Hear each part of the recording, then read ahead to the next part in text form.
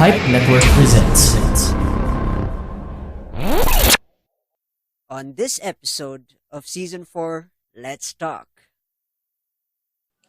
Yeah, the story behind the food goes back to me as a child, My mom would always say that they would get me these small kitchenware playthings, and I used to make uh, imaginary dishes running around the house and telling everybody I made biryani when it's, nothing. And as a child, I was always interested in utensils.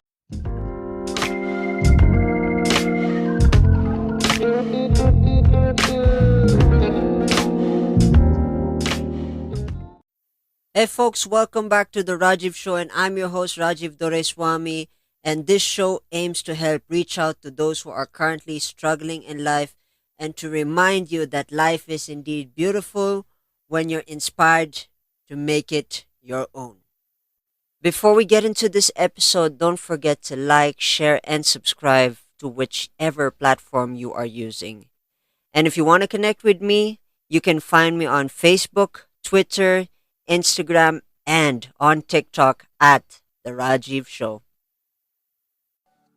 Hey folks, welcome to The Rajiv Show. And this is an amazing conversation here because the guest that I have reached out to me on Instagram. And of course, this is going to be an interesting conversation because I think the time that I released an episode on food, I've someone reached out to me, so it's kind of amazing. So I want to introduce my guest today, Karen Martin from Bangalore. Hi, Karen. How you doing? I'm good, Rajiv. Thank you for asking. Yeah. And could you give my listeners a little bit of background about yourself, by the way? So, I'm Karen Martin, and I'm a business owner. I own House of Anglo, which is a cloud kitchen in Bangalore. We cater to the Anglo-Indian cuisine, and it's basically what we do. We take every single authentic dish on the menu, and we cater to modern taste buds and twist it up and serve you some really good food. Oh, this is gonna be a delicious episode, cuisine, food, and yeah. By the thoughts of this recording, I'm already hitting dinner time, so this is gonna be a perfect appetizer conversation. Of course, before we unpack all the conversation about food and saying, let's take a time travel and go back in time. And I want to ask. Normally, I ask this to my folks who I've interviewed over the years. Over the year. Yeah, yeah. That if you and I were high school classmates in high school, who were you in high school? Are you the Mhm. popular person, the introverted, the extroverted, the back of the class, the front of the class, valedictorian? If you and I were classmates, who are you in high school? So I was extroverted, and I was always a backbencher. Never really liked the front seats because I was always in the back bench, not paying attention in class, Huh. and just doing my own thing. Because me as a person, I'm a very creative person. I love sketching. I love doodling. I just like to put me in every book that I have. Hmm. So, uh, to be honest, I did not have many friends in high school. Hmm. Just a couple of people who I felt were okay, fine, we can be friends, kind of a thing. Hmm. And that didn't really bother me because for me, I was enough. So, growing up, I'm the only child to my Hmm. parents. Hmm. So I got used to being by myself and being independent and doing things on my own. Hmm. So in school, not having too many friends didn't really bother me. Hmm. Even though I was extroverted and I was open to mingling with any and everybody and being friends to any and everybody. So my life in school went on that way. I was with myself. Yeah, I had friends here and there, but in school we have this thing where suddenly you're in one group and then the next day you're in another group, and then friends change over time and as you move class to class. So Hmm. that was my life in school. I was not extremely good in studies until like the 10th grade, so no valedictorian. Apart from that, I was more into the cooking part of it, and I was more into sketching.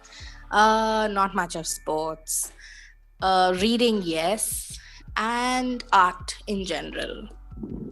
Oh, this conversation just got interesting because um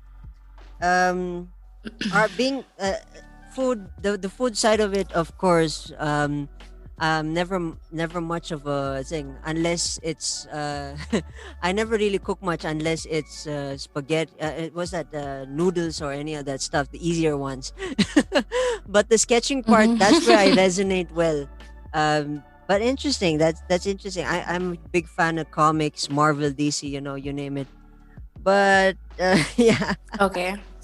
Yeah, but interesting. It's very interesting. I love this conversation. Um, I gotta ask though. Of course, I gotta ask is that what got you into the food side? What's the is there a backstory on? Was there a TV show that you were, you just glued your eyes to it, and what's the story behind the food? What got you into the main So food? the story behind the food goes back to me as a child. My mom would always say that they would get me these small kitchenware playthings, and I used to make imaginary dishes, running around the house and telling everybody I made biryani when it's nothing. And as a child, I was always interested in utensils.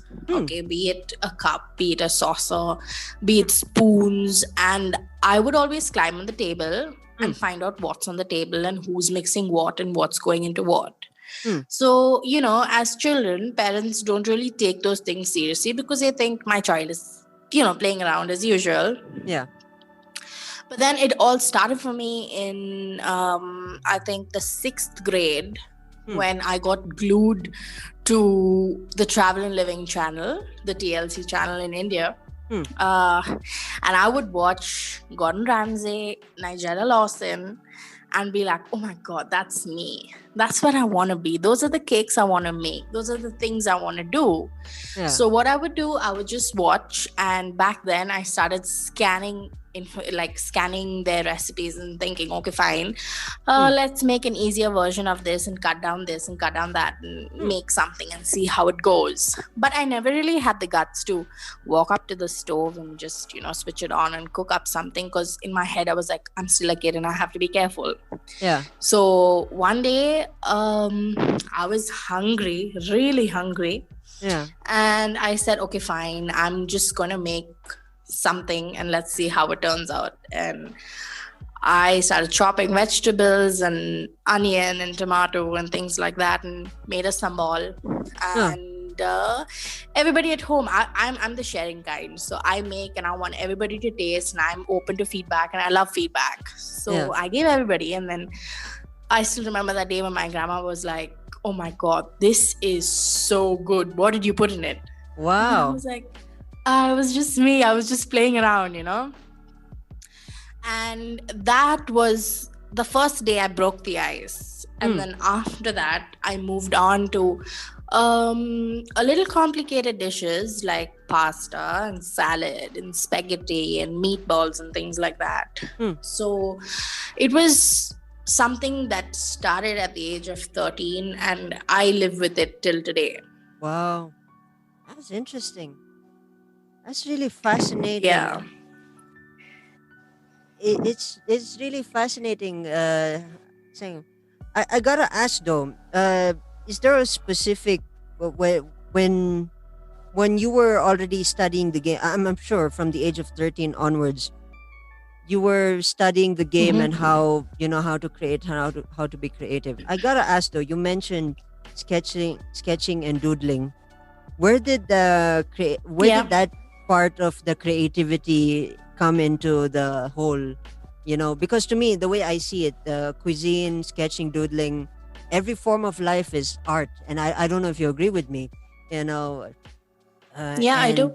And when once you come up with your certain dish, or it becomes a signature, I gotta ask though, when did Mhm. you did you ever combine, or have you already combined the elements of doodling, sketching into the food? Did you collaborate, or did you make them happen and create something that is your signature by any chance? Yes. I have to say, my doodling and sketching plays a very, very important role in all of my menus. Hmm. Anything that I put out. Firstly, it goes into my menu looking creative, looking colorful, looking me. So Hmm. I'm the kind of person that likes to see my menu elegant, classy, Hmm. and on point.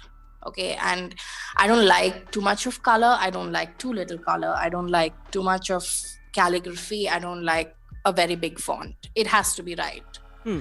So for me, it started at that menu creation. It has to be on point, and I have to see myself there, and I have to see pretty elements like flowers and leaves and colors, and something that's in trend right now. That is one part of it. The other part of it is when it comes to my plating colors. I love to see different colors on my plate. And when it comes to taking pictures of things that I'm standing out or things that I just want to post about, I like to see colors. I like to see my dish go from nothing to something with just creativity. Wow. And Interesting. my signature dish, Hmm.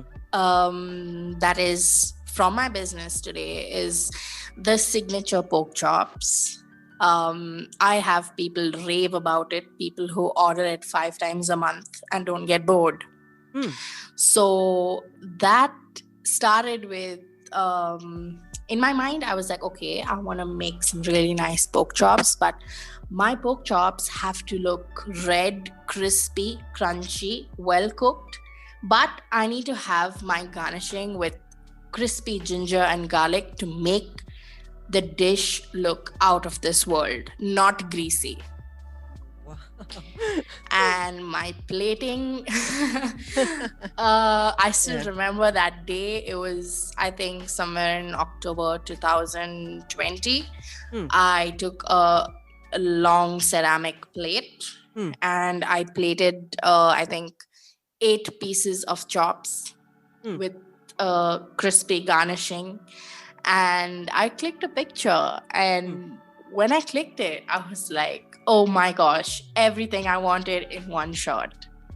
So Wow. that's where my creativity comes in. And every time I want to give somebody food, every time I create my own dish, my own menu, it's um, basically taking things from taste to flavor to experience. And everything I do in that is my creativity in it. Wow. It's so mouth watering right now. It's like my questions are falling off of my thing, my lips. It's very interesting and amazing. Uh, Yep. I gotta ask though, in adding all of those combinations, designing, doodling, sketching, colors.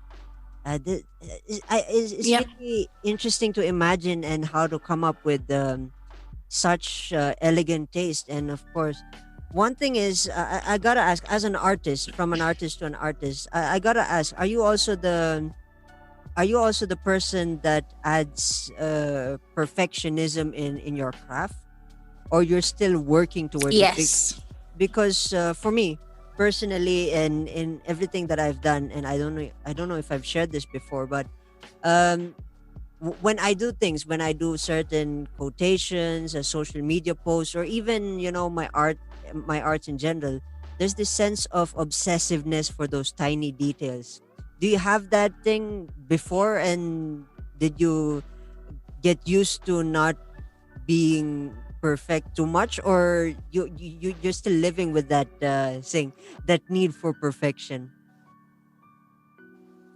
So My need for perfection started with doodling, because in doodling it's all these tiny circles and squares and straight lines looking perfect, because if you don't have that, then the doodle is not really a doodle, it's a scribble, right? True, true. So for me, it started there, but I have to say, after I started my business with food, I've become a little obsessive about it, because I like things the way I like things. So in case I have a chicken on the plate, it has to look perfect. I mean, if it's a roast chicken, it has to glisten, it has to look good.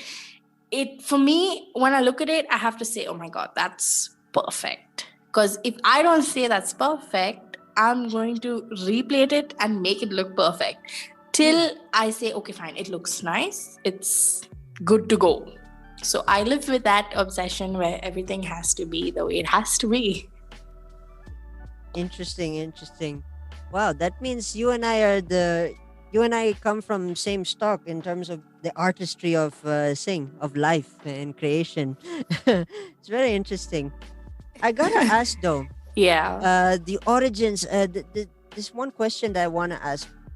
The cooking style or the origins, because being in India for quite some time, um, I haven't had much of the flavors from the north, so I don't really know how to distinguish north and south dishes. And of course, with the south dishes, everything for me personally, coming from the Philippines to India at such a young age, Mm-hmm. I've never been introduced to masala in the worst way when the first meal with the biryani with the spices up to 100 level. It was really it was funny. My sister and my mother uh, somehow managed to get their taste palette, update their taste palette. But for me, for all the years that I've been there, I cannot really withstand spices. It's very weird. I think my tongue doesn't really thing. So yeah, I want to ask to cover up what I just said earlier on the origins of the taste and the stuff, the techniques.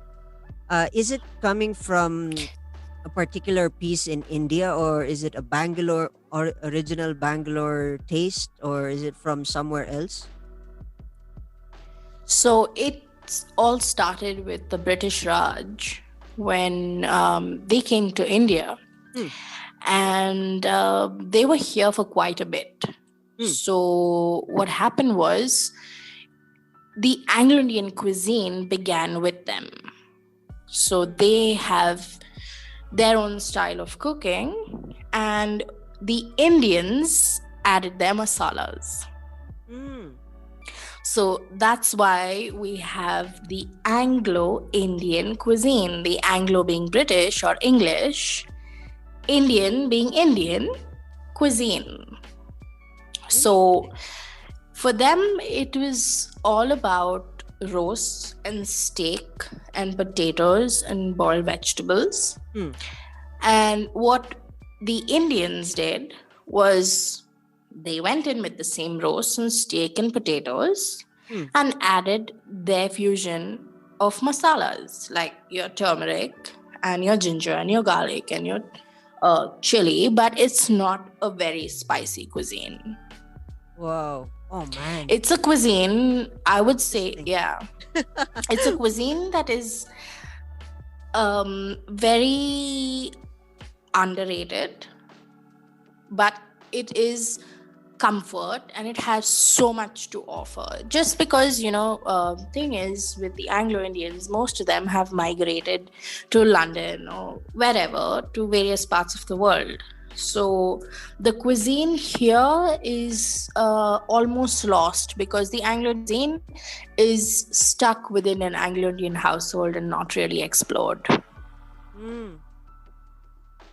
Interesting. It's really interesting. Yeah. Wow.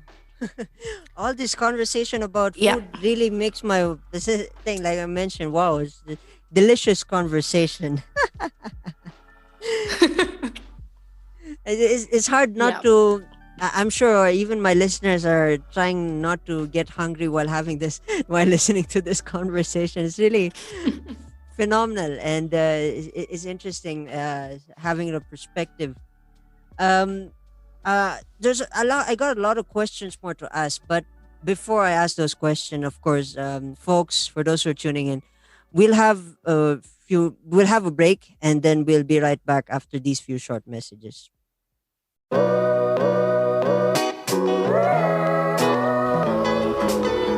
For the latest news sa pop culture at social media bardagulan, samahan nyo kami. Ako si Marga. Ako naman si Bullet sa pinakamasayang comedy current affairs podcast sa balat ng Spotify, Apple Podcast at Google Podcasts. Mad in Manila. Oh,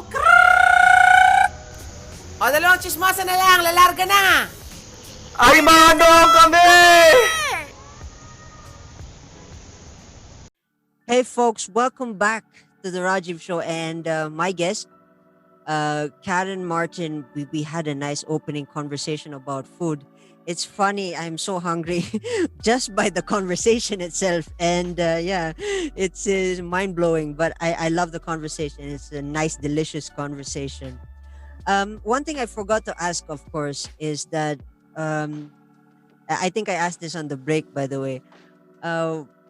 For me, before I ask you this question, of course, for those who don't know me who've been tuning in, I'm half Indian and half Filipino. I was born in the Philippines, and I went to India for a very long period of years, and then I'm here. So that's a short background about me. I gotta ask though, Karen, what's your Yep. origins? Where are you from? Like, are you pure Bangalorean? So I'm pure Bangalorean, born and brought up in Bangalore, but my family background goes a long way.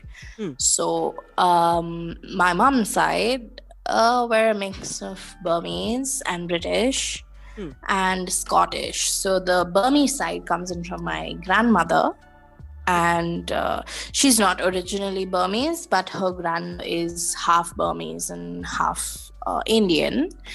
My grandfather's side is Scottish.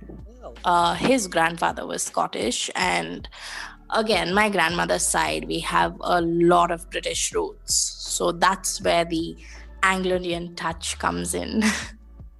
Interesting. That's an interesting household. I've never had a conversation with Anglo-Indians who are very well rooted and they still know their thing. Right now in this generation and this age, I don't know if you agree with me, is that a lot of people, if you ask them where they're from, they just say they just come from home. They don't have that background. Yeah. But that's interesting. At least you know the family tree, and it's an interesting dynamic how the influence comes from the history. So at least as you move forward, you're still paving the history. You're still paving the legacy of what was in the past, and you're bringing it through the art, which is of course the food. It's really interesting. It's Yep. blowing my mind. This is blowing my mind. Coming to think of it, looking at my life now here with the combination of uh, my culture here, the Igorot culture and Indian culture. To me, it's my dad is from South India, so it's mostly Tamil, and some of them migrated to Karnataka. Yeah, my father's family migrated to Bangalore, Karnataka, but still they speak Tamil, and it's very fascinating that. It's very hard. It's very hard to track the family tree, and I think that's one thing about family origins and providing having knowledge of where you're from and where you're heading. It's like you're the bridge from the past, and it's really fascinating. For me, like I said, my history in India is very confusing for me. When I went there, the customs were so far away. It was like uh, the distance between the customs and culture in India in comparison to here is more. They contradict each other. That's why it's kind of it's kind of weird. It's a weird dynamic, but somehow carrying the conversation from both ends is hard, especially the history. the history, the family tree is Yeah. very hard. And yeah, moving forward, it's very hard to know what legacy am I pulling in, which is either Indian or Filipino, or I might branch out and and create my own legacy, which is interesting. So yeah, one thing I wanted to ask, of course, creating business, creating restaurants, and all that stuff requires not just the love for the food and the art. Of course, it has a lot to do with entrepreneurship, money, and none of the days when you're starting out would always be rainbows. And I gotta ask, since this is a self improvement conversation, and of course, all the conversations is self improvement, I wanted to know what's your motivation and the story behind your life, motivating yourself and inspiring yourself to push your projects, which is, of course, the restaurant, and how you maintain that mindset. So for me, it started off as I was in a completely different career line. I was a media professional, Hmm. and I was with a media agency for a while. And I'm somebody who likes doing a desk job, but there was something in me that kept telling me, Karen, you need to do something. You need to have something of your own. And I pushed it off for a bit. And I mean, that drive to have something of my own never stopped.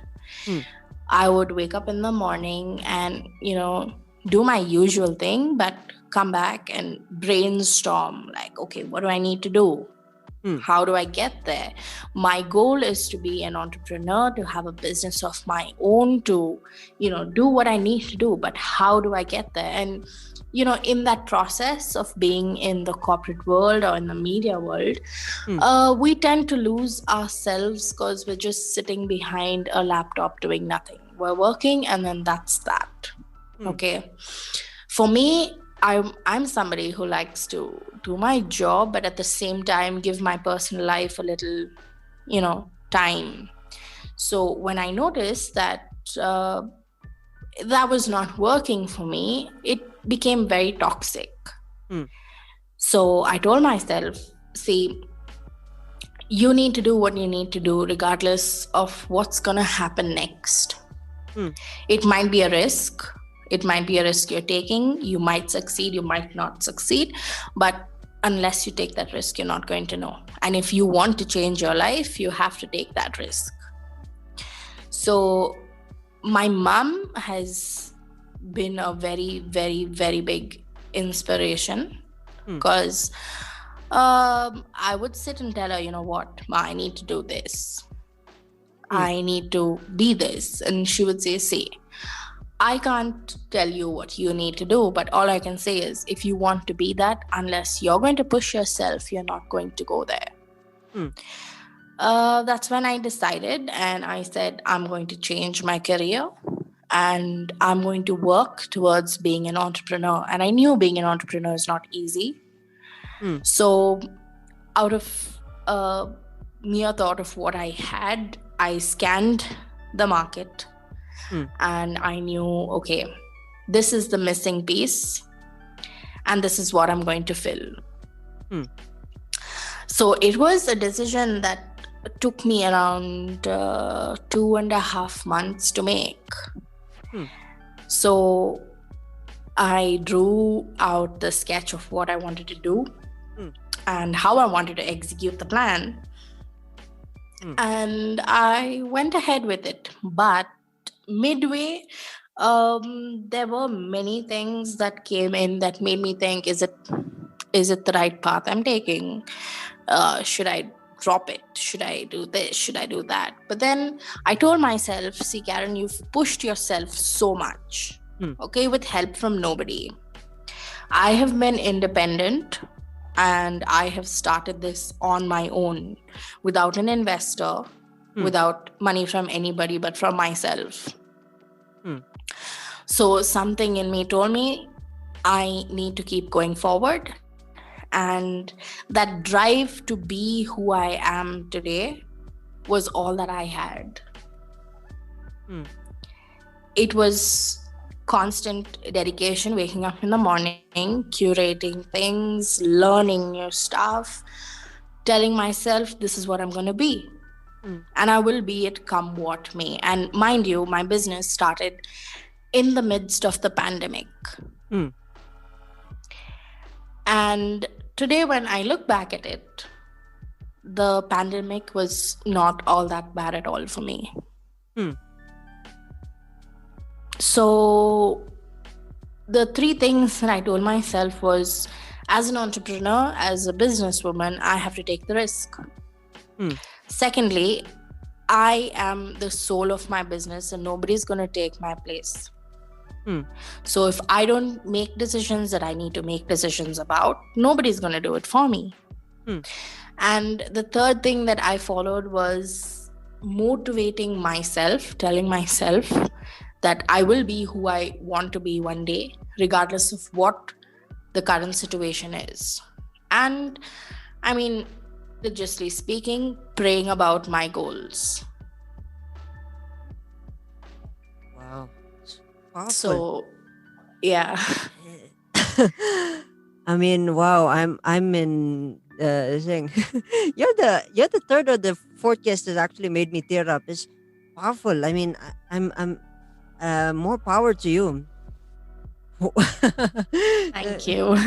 You're like my second or my third guest has made me, emotionally tear up. Wow. I mean, the fact that,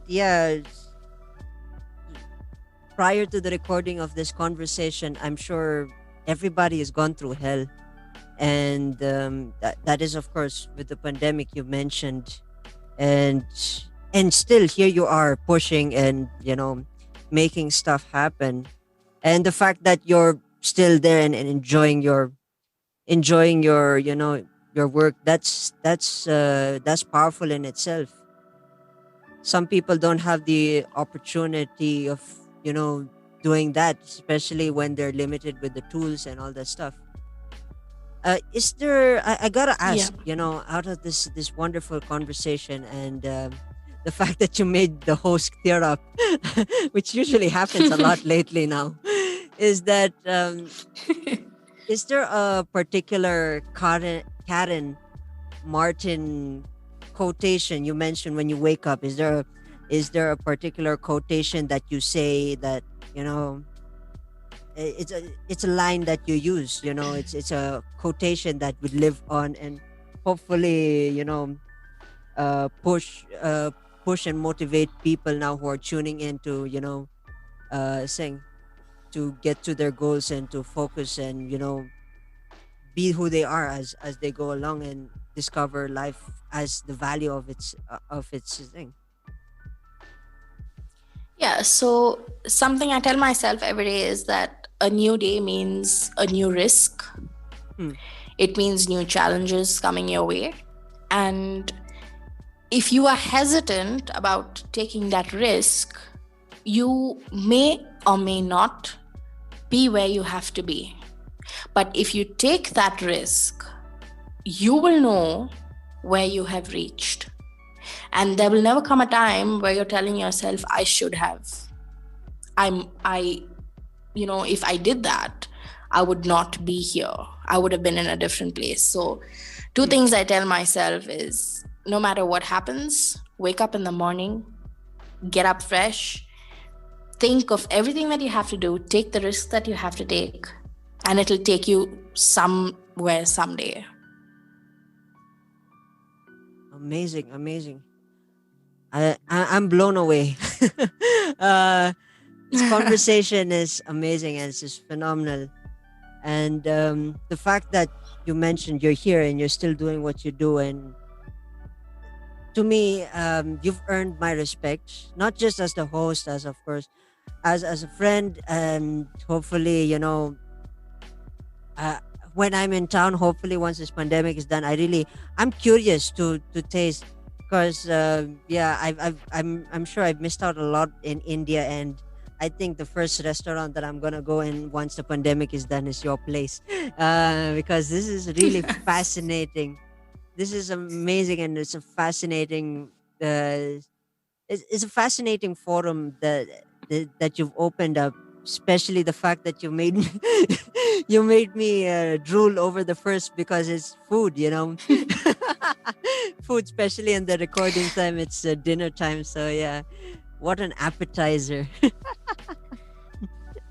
mean, Rajiv, coming back to how I started, my thing was, I as a person, I'm a foodie.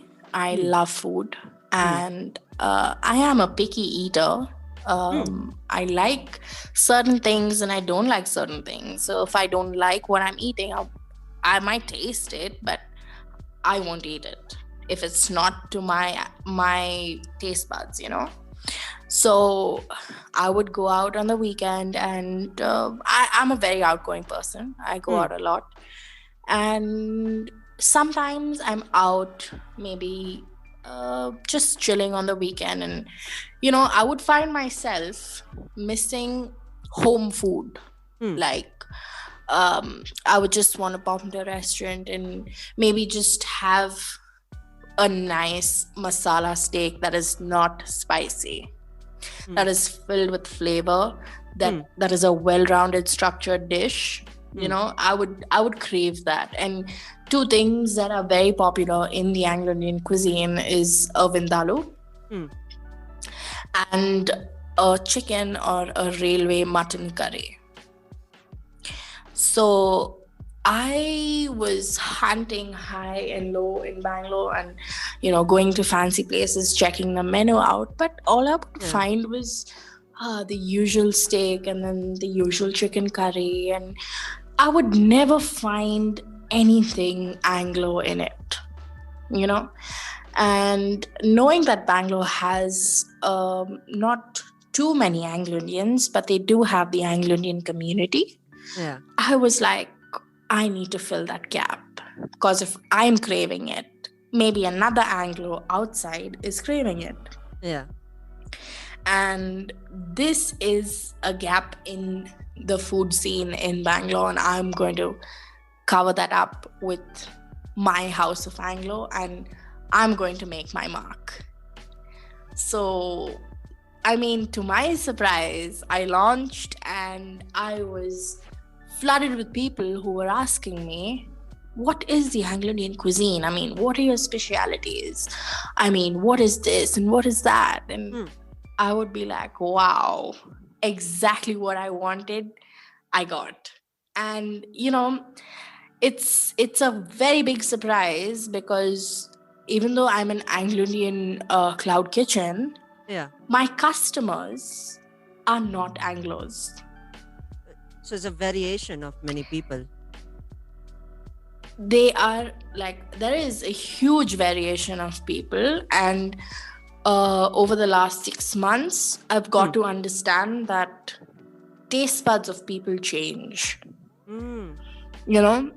They like to have sweet and spicy one day. They like to have extremely spicy one day. They like to have very sweet one day. They like to have more masala. They like to have less masala. And the Anglo-Indian cuisine is all about that. Interesting. So it's a dynamic taste for everybody. Yes. It's interesting. Yes. The depth of the depth of flavors that come through each dish and the comfort it gives you is something out of this world. Interesting. I'm really curious. I mean, in this conversation itself, I'm really curious to sing, because this is interesting. I really am fascinated, and I do genuinely wish that I could have the thing. When I was one more thing that I noticed also, of course, in the story that you've mentioned earlier, it's funny. I envisioned this this famous, I think it's a famous social media post that, from a top of the cliff you took the risk without the expectation, of course, it's just that, okay, it's probably my taste, and I'd only enjoy it. So I not really like that, and in the sense that it was your thing, and then suddenly when you took the risk, somehow it doubled. It is funny. That's how I heard the narrative of what you've said, which is really fascinating. It's really powerful in its essence, and yeah, this is food and motivation really comes well in hand, especially when you have food. You are really motivated to lift the world from it. It's really fascinating, and Yeah. it's more power. I'm just in my head right now. I'm really, really, really curious as to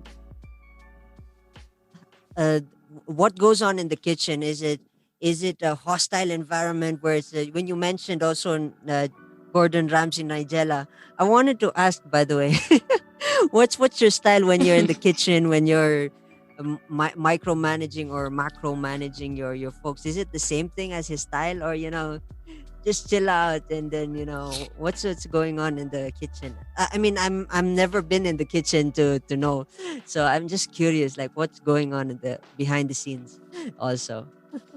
So for me, when it comes to cooking desserts or anything for that matter, be it appetizers, main course, anything, time management, I'm very, very tight on timing. So if a customer tells me that he wants his food by 6 p.m., Mm.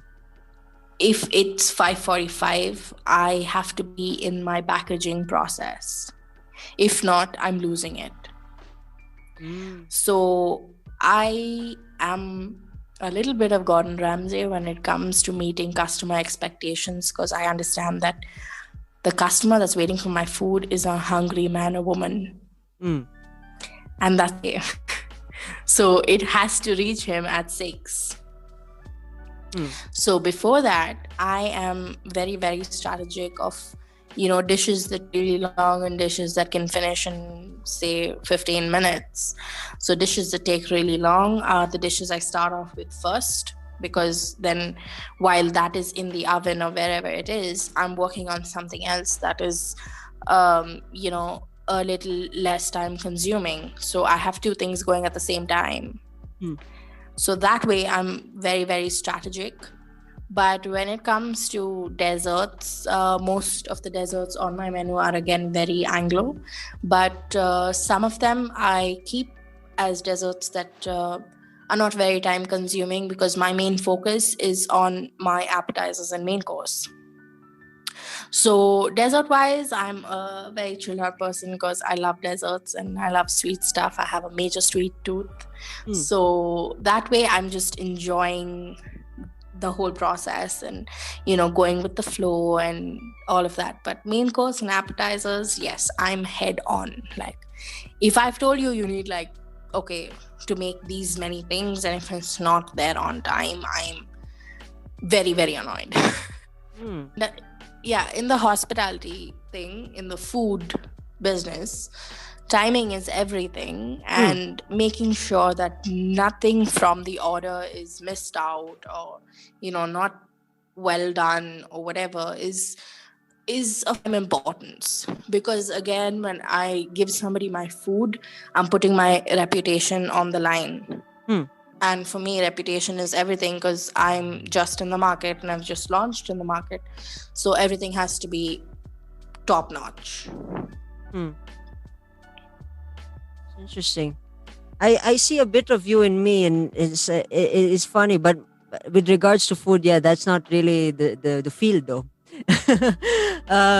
I see a bit, yeah, I see a bit, because from me, as mentioned in the earlier conversation, is that I'm really obsessed with the tiny details and the things that I do.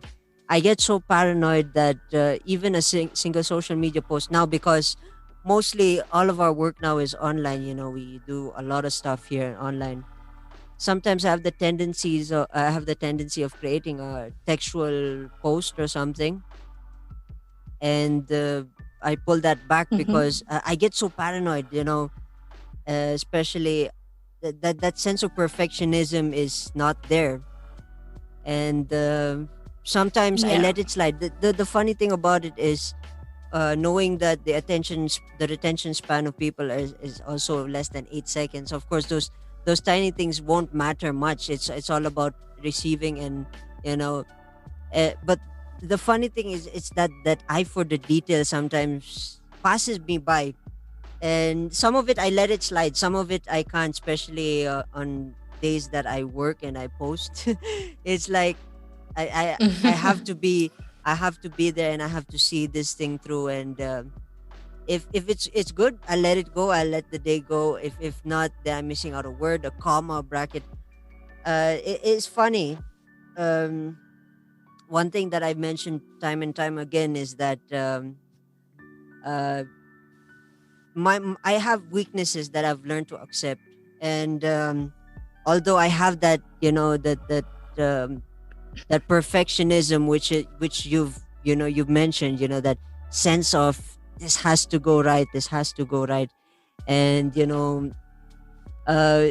contradiction to that is sometimes it doesn't gel well. Do you have those certain days, like, you know you expect, okay, this day is going to be like this, but then something that you cannot control, which is um, subconscious, or somewhat like that, it's a subconscious problem that you can't solve by uh, without control, and still yet you want to achieve that goal. Sometimes there are certain days that you let it go, and not in the of course, in food, that's a big no because especially you're dealing with customers there. But did you have the certain days like that? Yeah, I've had a couple of days like that. And like you said, in the food industry, you can't really let it go. But um, there are days where, you have a lot of customers to deal with on that one day. Mm. And sometimes things don't go according to plan, things don't go how they are strategically planned. Hmm. So yeah, I have a couple of days, and all those days I'm not me. Because the day before, like a massive order or whatever it is, I'm mentally prepared. Okay, these are the things I need to do to get this going at this time, and this is what is gonna happen, and it's already pre-planned. Hmm. But when I wake up on the day, and if something goes wrong, then I am like, I am not me. I will make sure that, whatever has to be done on time. And there's no calling and saying, hey, listen, I need this done at this time. And, because I'm already in a very hot-headed mind frame. Yeah. And the customer is already annoyed because he's hungry and his food has not reached him. Yeah. So, yeah, I have days like that, but then I make sure that those days are not constant, because if it's constant, it's unhealthy to be in that kind of a mind frame. True. But I've being in the business and being somebody who owns the business, I've got to understand that these days are not normal, but once in a while a slip here and there is okay. I can't be so hard on myself all the time. Interesting. Wow, this is really an interesting conversation. I mean, I'm loving it. uh, I don't know much. I mean, to the highest regard, to the extent of all the things that we've shared so far, is that one is that consistency of course, the stories, that the perfectionism, the artistry, and the need for, we need it to, it has to be this, it has to be that, or else it's no way, nothing is gonna work. It's really fascinating. And coming from the perspective of a restaurant owner, that's really fascinating. And I mean, what could I say more? I mean, uh, I'm trying to add certain thing, but in the end of what I'm trying to say is that I really have high respects to you and what you do, because the fact that uh, this is the day and age where people are giving up, you're still there. I think I've said this already earlier, but still the fact that you're still, doing what you do and sharing the testimony as saying as it is, part of life, and staying strong. The staying strong part is really something that I really want to emphasize to our listeners, because it's been a tough year. Probably if you're listening to this uh, 2 years from now, 3 years from now, life was. We gotta admit that life was tough, and the hell that you had to go through in life was much more tougher because of everything that was basically going on. And that, but that didn't mean that you had to stop. It's not an excuse for you to stop, because that is not the solution. If you really want it, then genuinely, yes, that is you, and you have to go for it. And I'm sure my guest also agrees with me, because if it's Yeah. not you, then you're in the wrong business, or you're still figuring it out, which is good. uh in a way, figuring it out is good, but the fact that when once the world is against you, that's where you need to really figure out what you really want. And once you figure that out and you're good for it, probably you'd be strong like my guest. I gotta admit, and I gotta salute my guest for the fact that she's been strong with her emotions and strengths, and her ability to do what she does and still maintain the sanity. Of course, uh, that's the one thing, maintain the sanity of not throwing a tantrum. And of course, there are certain days, but still, yeah. uh, but yeah, the end of it is like I said, it's you guys are. I gotta salute my guests for what you're doing, and what you're to accomplish for the years to come, because I don't think this is a one shot thing. This is a lifetime now, and um and I think you're going good. I mean, from me personally, I'm saluting you. I'm giving you that salute and a virtual hug, because of the fact that uh many people would say much, but still would never do. And I know a couple of people who've I met along the years that have done that. Yeah. But yeah, in this regard, I gotta salute my guest for staying strong and being who you are. And hopefully, like I said in saying, if if if by accident I drop by India or something like that, I know I gotta find you and saying, I gotta find you, and I want to taste. I'm really curious. That's the only thing that's running through my mind is what is the definition of the food, because in the context of a podcast, you can't really define the taste in an audio format, and it's very Yeah. hard to define the audio. Yeah. And for me, it's just curious. The curiosity in me is just, I wonder what this gonna taste like. And I'm sure, I mean, there's no negative thing add to that. It's like, I'm sure it's gonna be delicious, but what's the definition of that delicious? you know and it's driving me nuts, just so Yeah. you know. Having the conversation itself is driving me nuts, because I really am curious to figure out what the taste is. And yeah.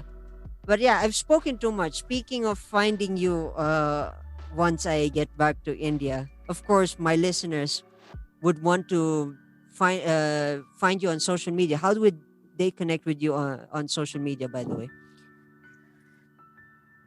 So on social media, my name is Karen Martin, and the name of my business is House of Anglo. I have a page on Facebook, and I have an Instagram page. And I'm more than happy if anybody listening today follows me or likes my page or connects with me on a friendly basis. I mean, I'm totally open to that. Awesome. Awesome. I want to thank my guests, Kat and Martin, for this amazing conversation. I mean, I'm inspired, and by the fact that this conversation has been inspiration. I think, yeah, there are some certain doubts that I've been going through in my day to day recording editing life, as I call it now. I think I have to still stick through this, and I have to keep pushing and pushing. And I want to thank my guests for having conversation, making time, and thank you so much for being a part of the Rajiv show. By the way, Thank you so much for having me, Rajiv. I mean, it means so much to me. And I have a very small message to all your listeners. Um, Life in general is hard for all of us right now, but one thing I think all of us have to keep in mind is being strong and pulling yourself together regardless of what happens, because today is bad, but there is no guarantee that tomorrow is going to be the same. We can always right our wrongs, and we can always make things right for us, but at the end of the day, if you don't stand for yourself, nobody will. wow, wow, more power. I mean, what a way to end my show by making the host cry. Yeah. I want to say thank you again. And for those who are tuning in, cheers, folks. And I will see you in the next episode.